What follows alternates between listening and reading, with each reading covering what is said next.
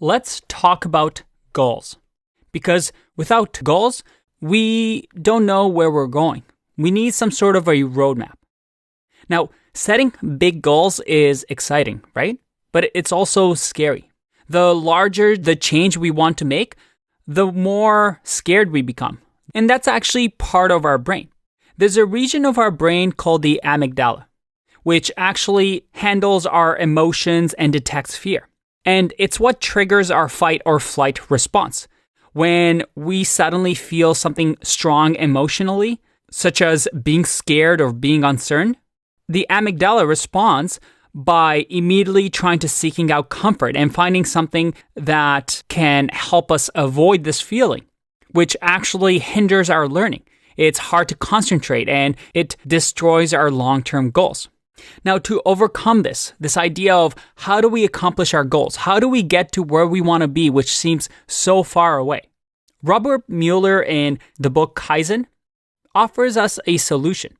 Kaizen is a Japanese word for continuous small incremental improvements.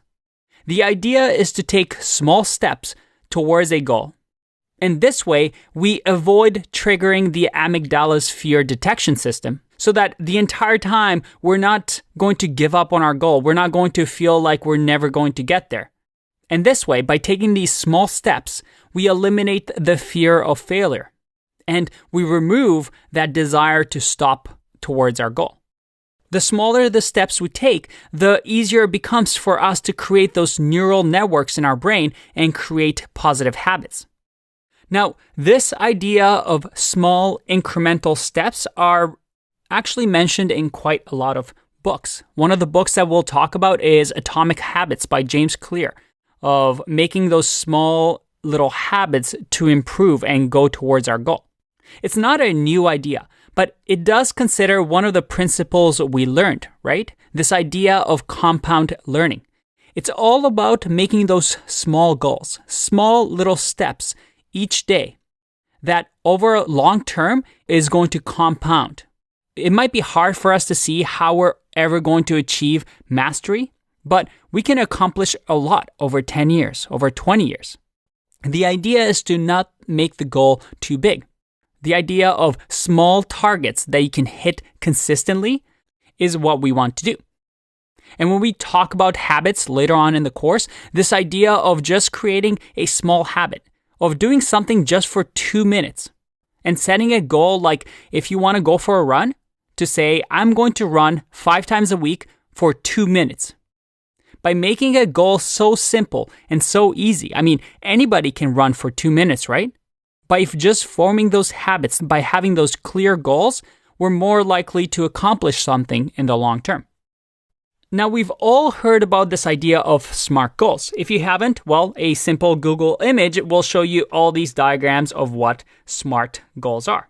It's this idea that our goals should be specific, measurable, achievable, relevant, and time-bound. Now, we're going to do an exercise where we learn what these goals are, how to actually create good goals so that we have a clear roadmap to success. But the one takeaway from this video is that goals don't have to be big. As a matter of fact, all we need are well-defined, specific goals to succeed.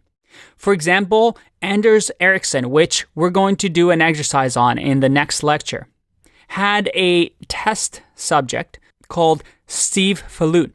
And by the end of the study, Steve Falloon was able to recite 82 digits by memory. And how was he able to remember 82 digits? Well, because on the first day, he could only do 4. Each day, he tried to improve his memory by increasing to 1 digit. When he could remember 27 digits, well, now his next goal was to remember 28 digits.